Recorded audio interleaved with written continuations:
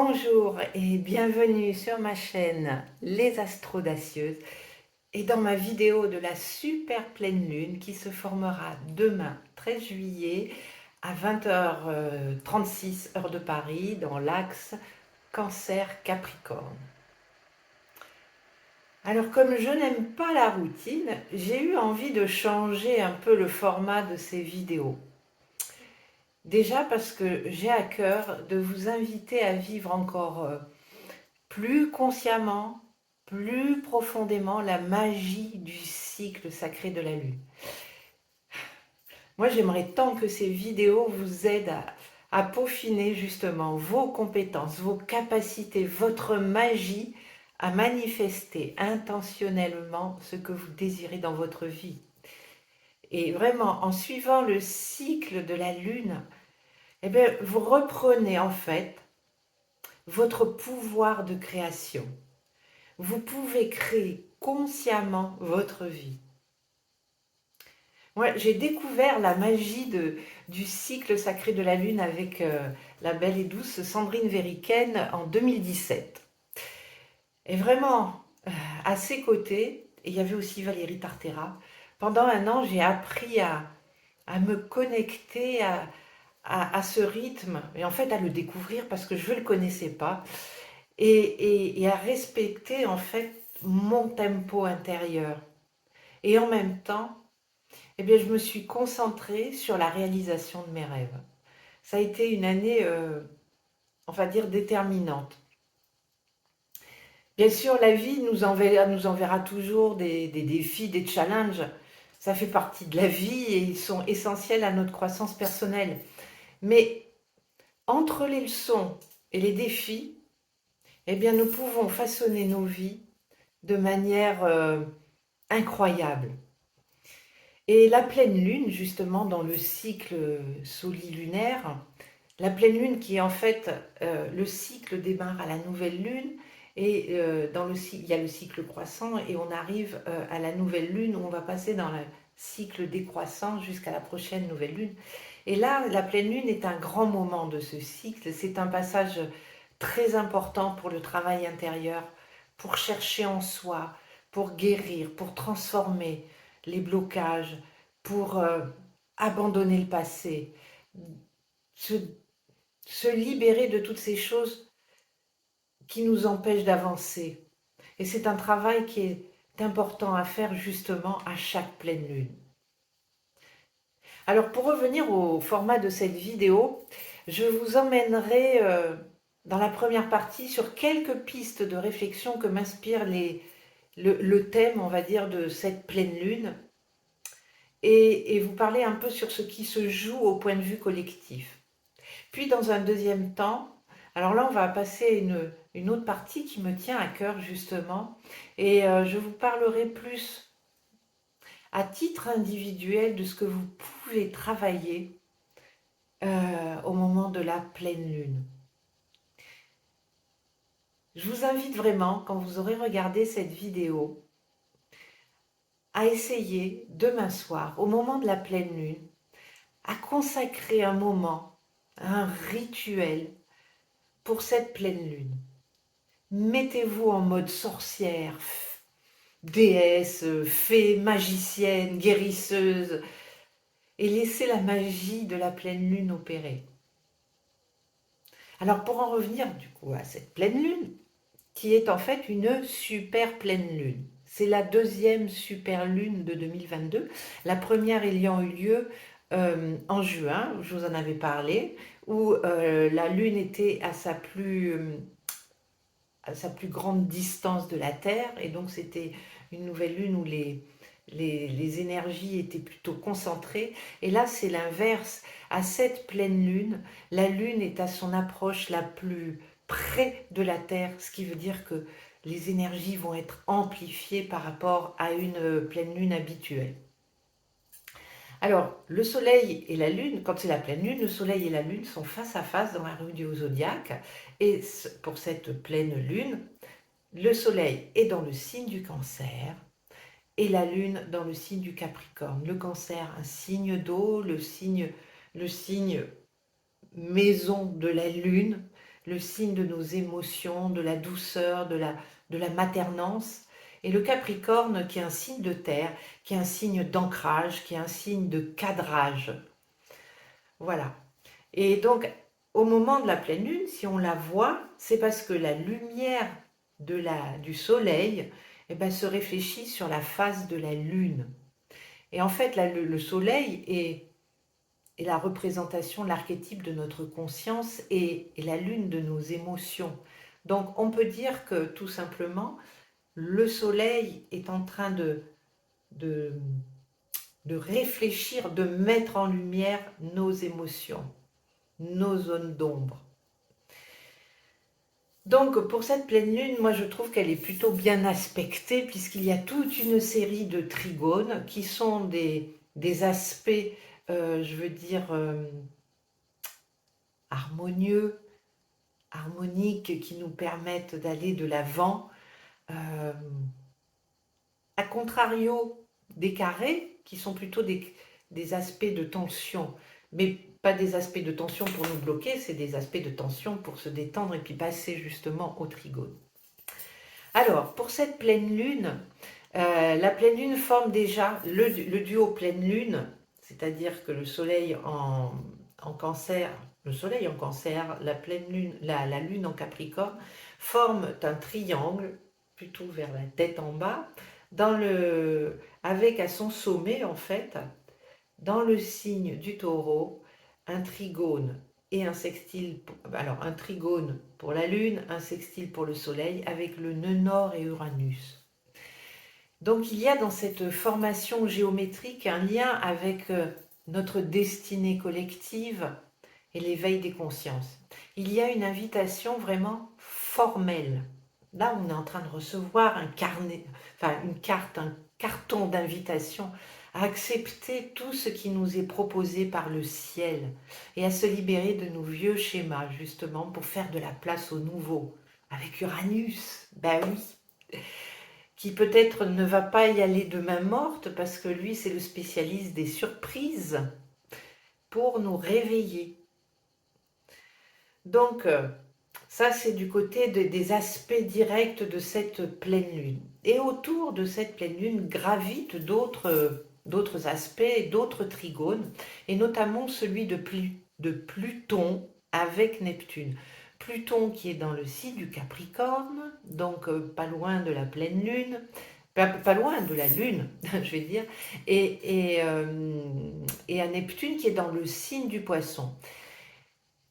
Alors ça, c'est un trigone qui œuvre sur la durée puisque ce sont deux planètes très lentes. Ce sont les deux planètes les plus lentes donc de ce tour du zodiaque. Donc voilà, ce trigone est un peu la toile de fond de ces lunaisons. Mais quand même, du coup, il accompagne la transformation, la purification de nos idéaux.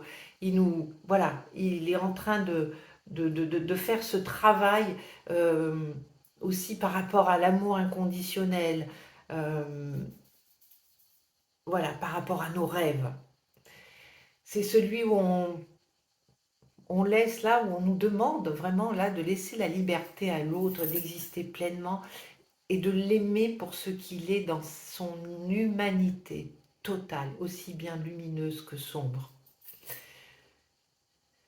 Donc, je suis en train de regarder en même temps mes notes pour ne pas oublier. Voilà. Donc, il y a aussi un autre trigone. Enfin, il y a déjà un autre aspect par rapport à Vénus. Vénus qui est en trigone à Saturne et carré par contre à Neptune.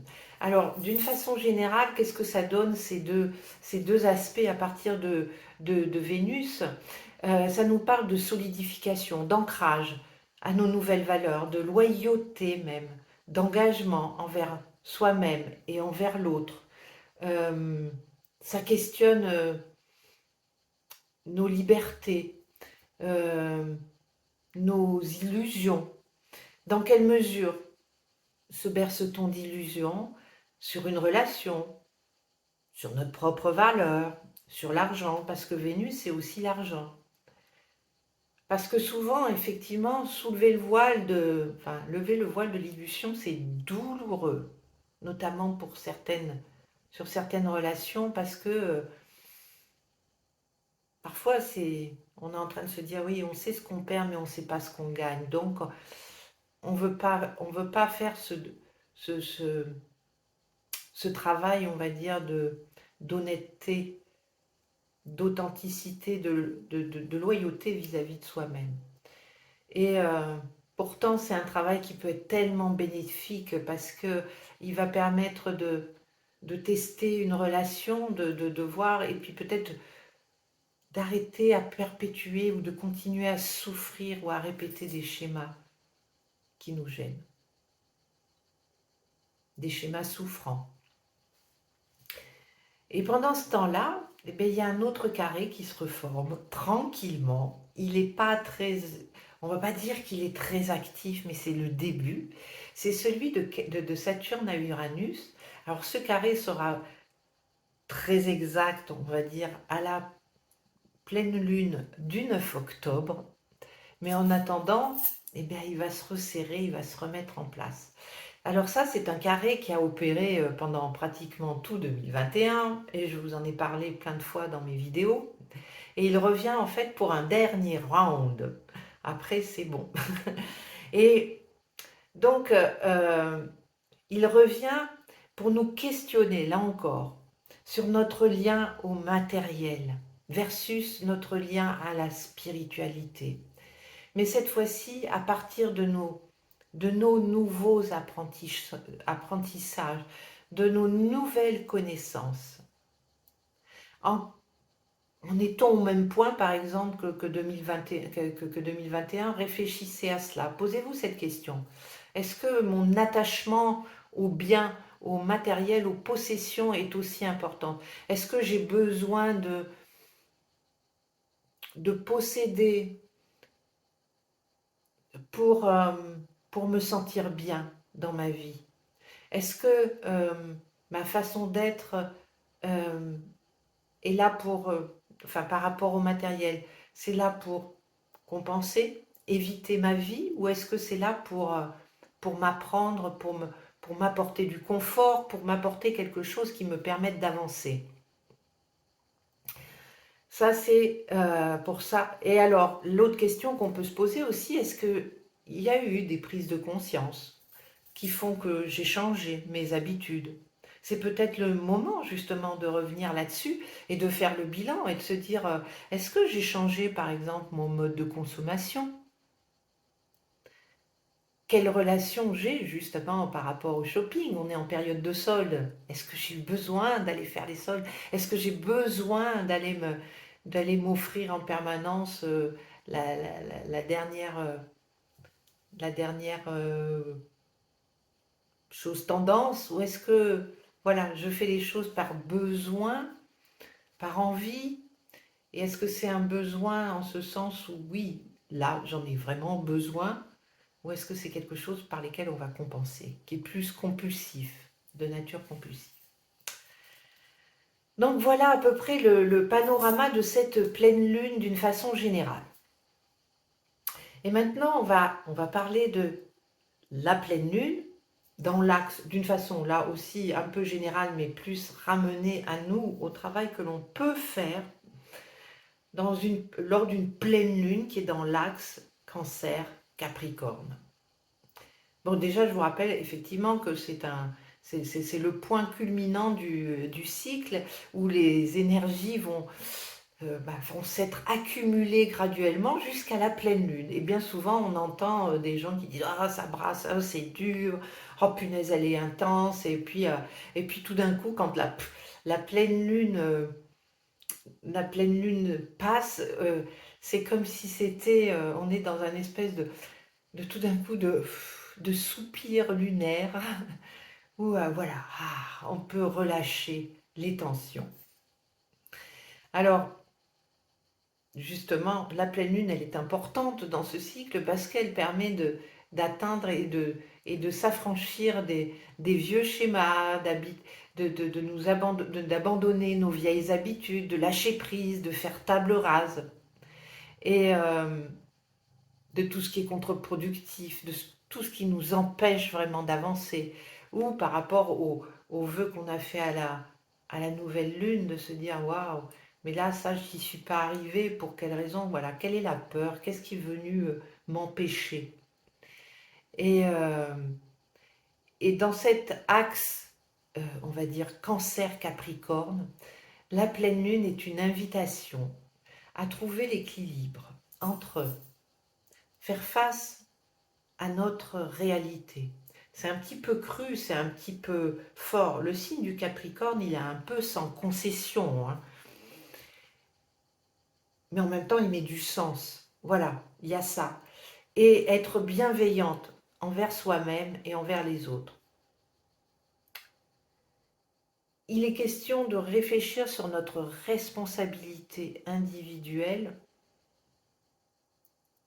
sur où est-ce qu'on met notre énergie dans notre vie. Est-ce que l'on la met au meilleur endroit, à celui qui va le mieux servir nos intérêts? Quand je dis nos intérêts, c'est par rapport à la vie qu'on veut se créer. Est-ce qu'on fait vraiment, on met notre énergie dans ce qui va bien, ce qui va être porteur, ou est-ce qu'on continue à se disperser dans des choses qui ne mènent à rien?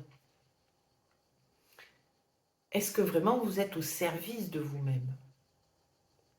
Alors bien entendu, voilà, quand on commence à se poser ces questions, et là je l'ai expérimenté, euh, eh bien oui, ça peut être sujet de stress, et la réponse aux questions peut nous déplaire fortement, parce qu'on va se dire, eh ben oui, j'en suis pas là où je voudrais, oui, je suis nulle, j'ai pas réussi et tout. Rappelez-vous, c'est dans l'axe Cancer-Capricorne, donc vous avez le devoir d'être bienveillante avec vous-même.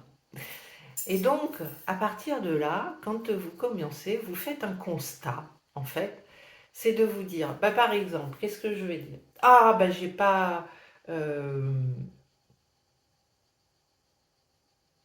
j'ai pas réussi à faire telle chose, je sais pas quelle chose.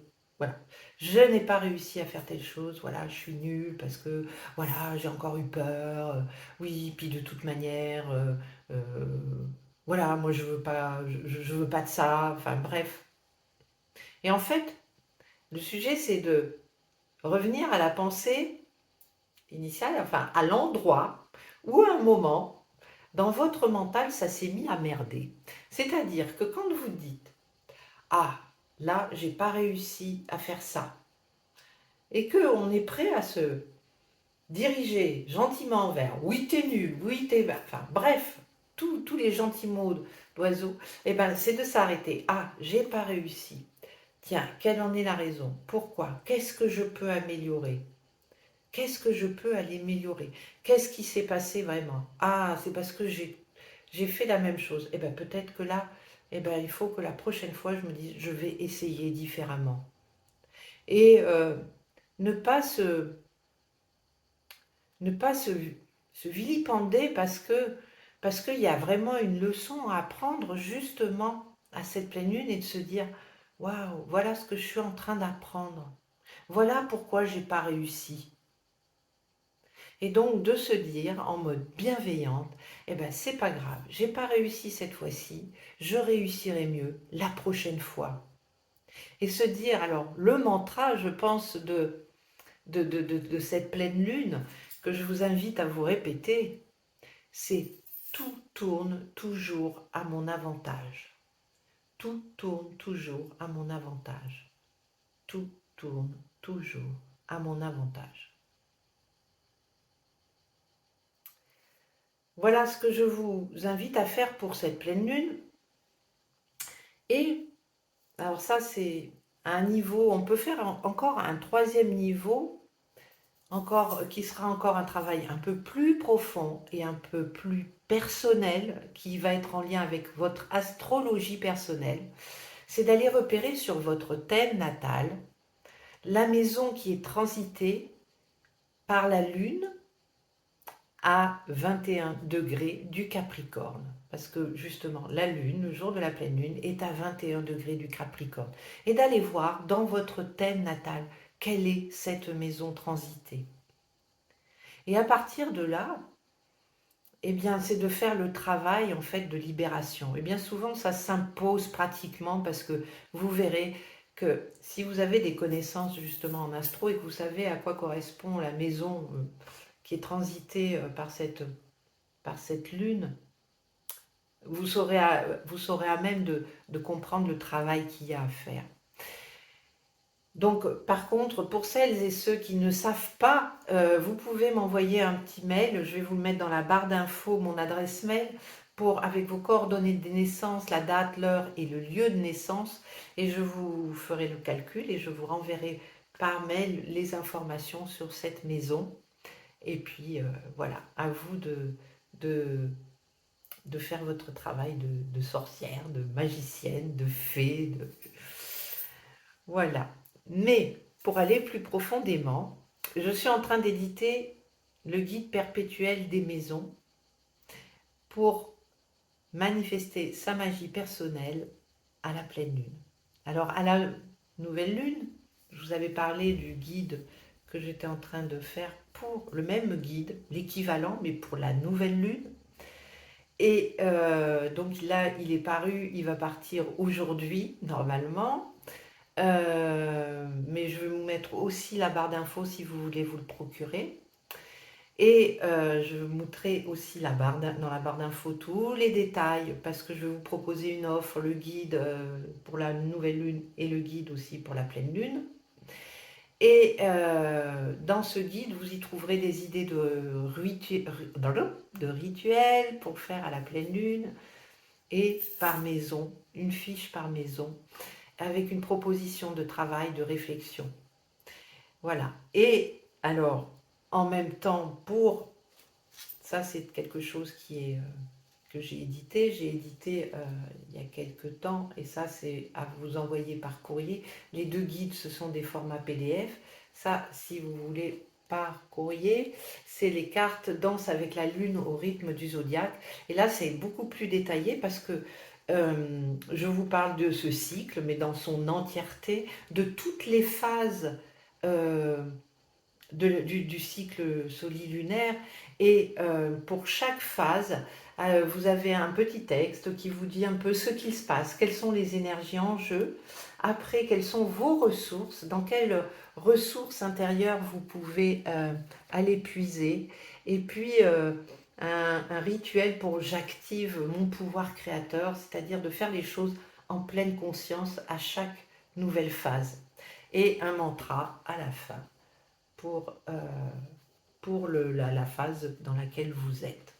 Voilà, dans laquelle on est. Quoi. Dans laquelle tout le monde est. C'est pareil, ces cartes sur le cycle solilunaire, je vous mettrai toutes les informations dans la barre d'infos. Et vraiment, j'avais à cœur, ça faisait longtemps, je ne savais pas comment faire, mais voilà, j'avais à cœur de vous partager la magie de ce cycle parce que moi, c'est un cycle que je suis, mais vraiment, on va dire, à la lettre, et qui est, comment dire, qui est très puissant. Parce qu'en fait, ça me permet d'être toujours, d'abord, d'être en pleine conscience de ce qui se passe, de ce que je vis à ce moment-là, de vivre vraiment intentionnellement, et en même temps d'être dans un rythme, on va dire, dans un flot naturel. Et ce cycle, il est perpétuel. Donc, ça me rassure. Quelque part, ça me rassure parce que je me dis qu'il y aura, c'est comme c'est en plus de ça annuel, que ça fait, ça fait le tour du zodiaque à chaque fois. Et je me dis de toute manière, j'ai toujours une nouvelle chance, le cycle d'après, pour aller encore plus profondément, pour revoir ma copie, et en plus de ça, comme je m'occupe, moi je fais ça aussi, je suis par rapport aux maisons qui sont transitées, et ben ça me permet de travailler sur une année, sur les 12 domaines de ma vie. Et donc, comme ça, la boucle est bouclée. Je suis sûre de ne rien avoir oublié. Et je ne me mets pas dans un truc, ah, ce mois-ci, je vais travailler sur ça, ça et ça et ça. Et non, c'est chaque chose en son temps. Et vous verrez que c'est extraordinaire. Extraordinaire. Voilà. Moi, pour cette pleine lune, je sais où elle se situe dans ma maison 1. Et du coup, je vais voir justement ce que j'ai, les graines que j'ai semées à la nouvelle lune en Capricorne. Parce que moi, je reviens 6 mois en avant et je vais regarder qu'est-ce que j'avais prévu à ce moment-là. Où est-ce que j'en suis. Donc, c'est vraiment faire un bilan là sur ma réalité. Et ça correspond, la nouvelle lune, elle avait été, si vous ne saviez pas, si vous ne suivez pas, mais regardez, si vous tenez un journal, à ce que vous avez écrit aux alentours du 2-3 janvier 2022, puisque c'était là que s'est formé la nouvelle lune en Capricorne. Voilà, ben, je crois que je vous ai tout dit, c'est assez dense pour cette vidéo. Et bien, il ne me reste plus qu'à vous souhaiter une merveilleuse pleine lune. Dites-moi, partagez-moi en dessous si votre expérience, si vous avez fait un rituel, voilà, dites-moi ce que vous en pensez. Et puis je vous dis bah, à bientôt et je vous embrasse. Ciao!